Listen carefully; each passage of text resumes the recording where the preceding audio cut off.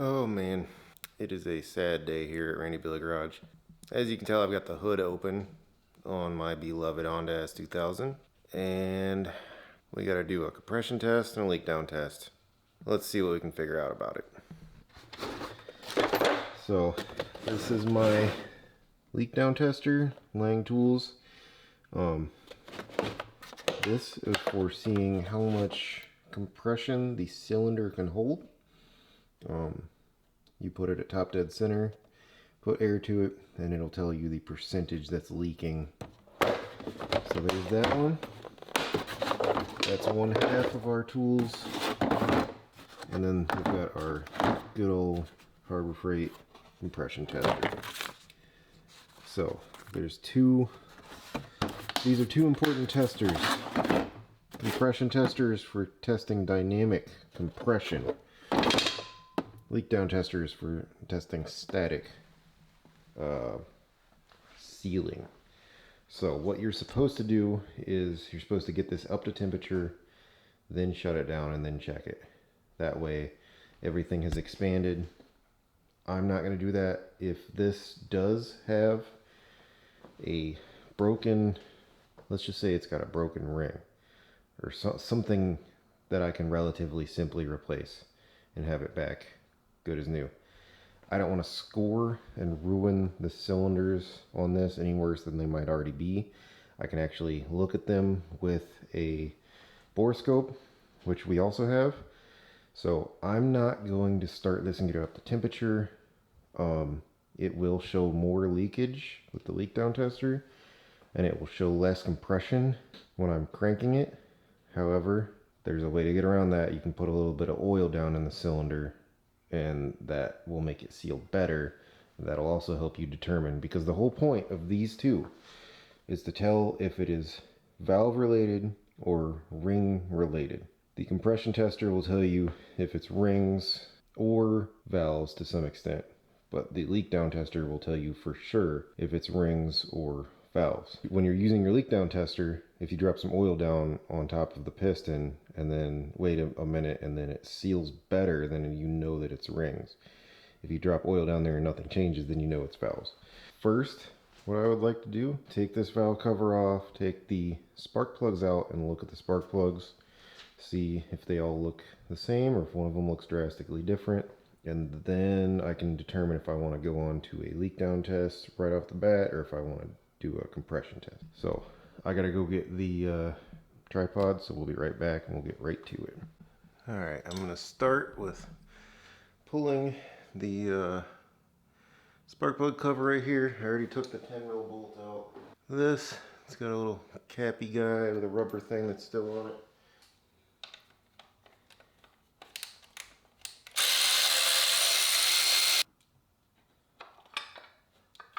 So spark plug cover comes off pretty easy. Yeah, you'll notice I had to put the light down here. It's because the hood doesn't, it's not magnetic, and neither is this strut tower brace. That's aluminum. So it might be a little bit dark in here. So the spark plugs are held in with 10 millimeters. Let's switch back to those. Each coil pack's got a 10 mil. And it is crazy how nice those look for a car from 2001. So, numerically speaking, if the 4-cylinder is longitudinal like this, front is number 1. On a front wheel drive, typically number 1 is passenger side.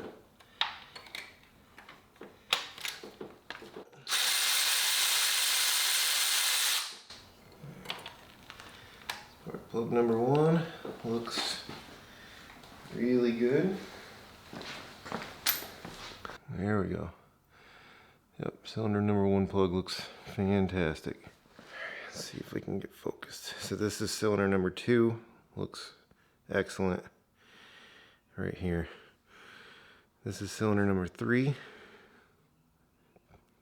This one has a lot more oil around the spark plug threads, and it looks like a little bit more has been burnt on the tip. So that might be a clue.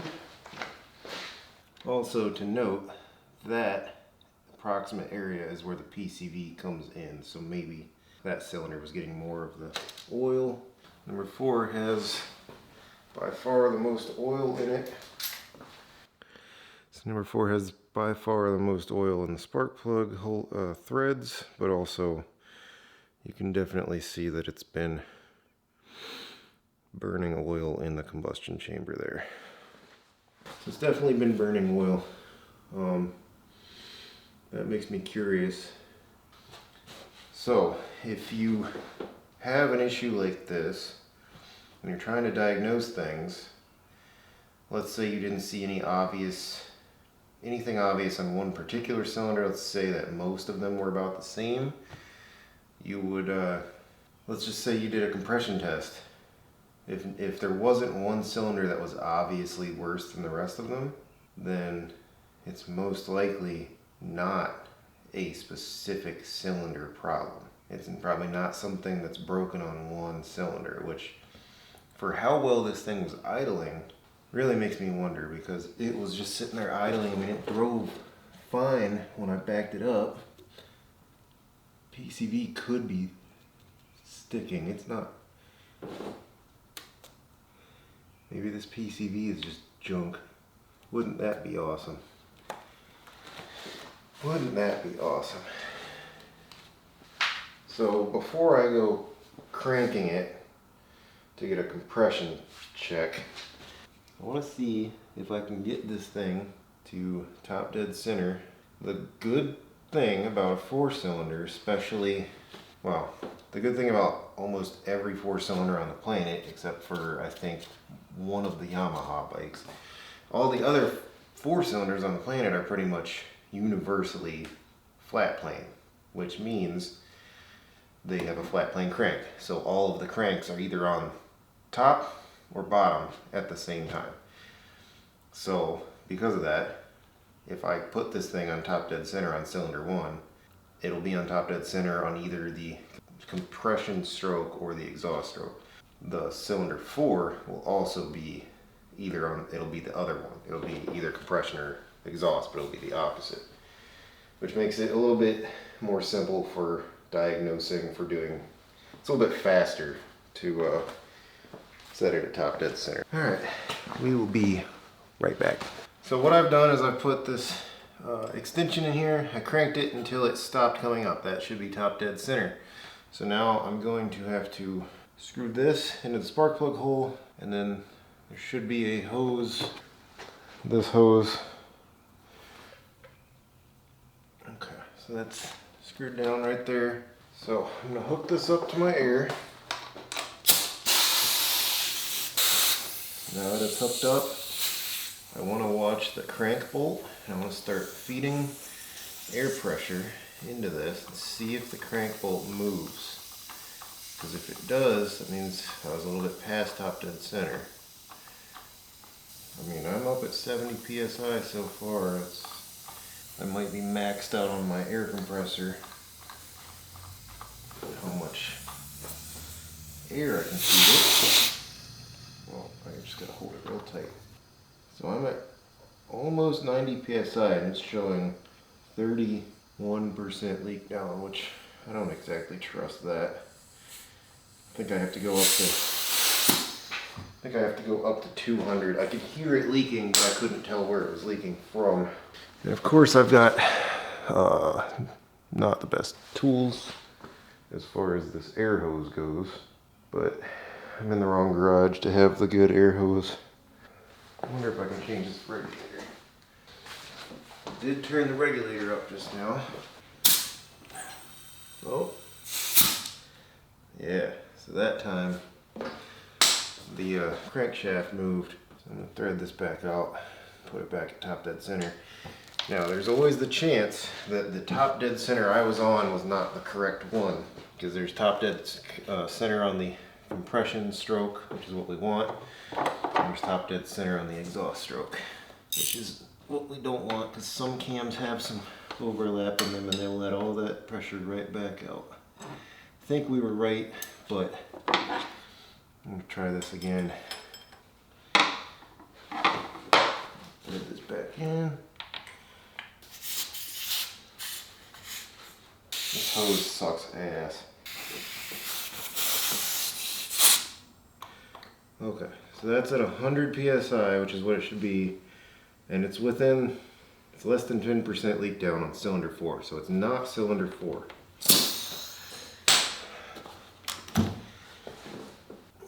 Is it cylinder 5?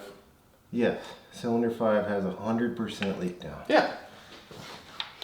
In fact, I don't even fucking see it anymore. It fell off. They can do that sometimes. Well, it's a Honda. They tend to lose cylinder 5. It's a little bit warm out here. I wonder why. Don't touch it. What if it didn't come back up? I don't know. I got worried for a second. I thought it might not.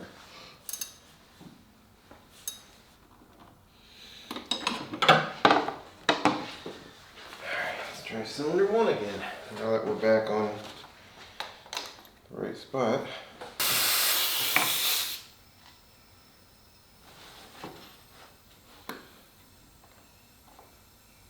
So cylinder 1 is showing about 27% leak down, which is not good. It's low, but it's not good. I bet it would go away if this was warmed up though. Gotta remember this is warmed up. So what I'm gonna do is I'm gonna drip some oil down in there.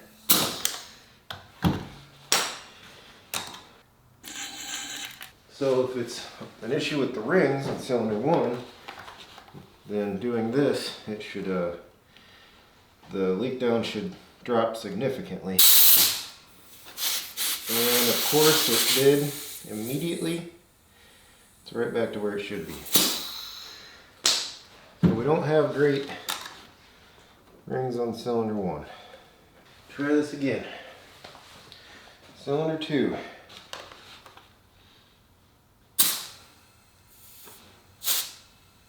So cylinder 2 is showing the same approximately 20% leak down. So I'm gonna pour or spray some WD-40.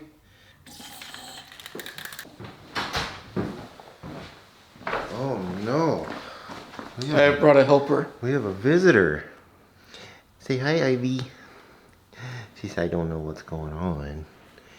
Pretty little kitten. Okay, here. Fix. No. She can fix. She doesn't know. Fix. She's so confused. Yes, she is. Good girl. That's my pretty kitty. Alright, let's try cylinder 2. Hopefully it doesn't move. Still. Maybe I didn't get enough. Oh, nope, there we go. It went back down to about right at the top.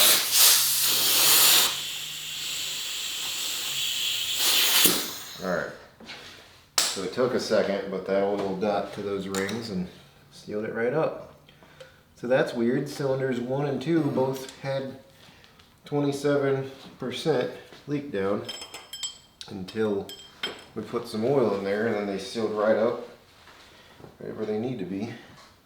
Cylinder 3 is going to be our moment of truth, because if it has 27% or less leak down, then I don't think I have an issue with compression. Alright, come on baby, don't spin. Look at that. What the hell? So, I guess that means I need to do a compression check. So what does that tell us, Billy? We probably need to pop the valve cover and look at the valve guide seals. Valve guide seals. One of the manifolds and look at the valves and see if they're wet. Yeah, I mean, I don't really know what else to do. We can get the bore scope and pop off the intake and look in the intake runners. Yeah, I think we're gonna have to pop off the bore scope, check out how oily the intake is. I don't know. I mean, it was 2 quarts low on oil. I definitely put a lot of oil in it. I don't know, but we're gonna look into it. We'll see you guys on part 2, I guess.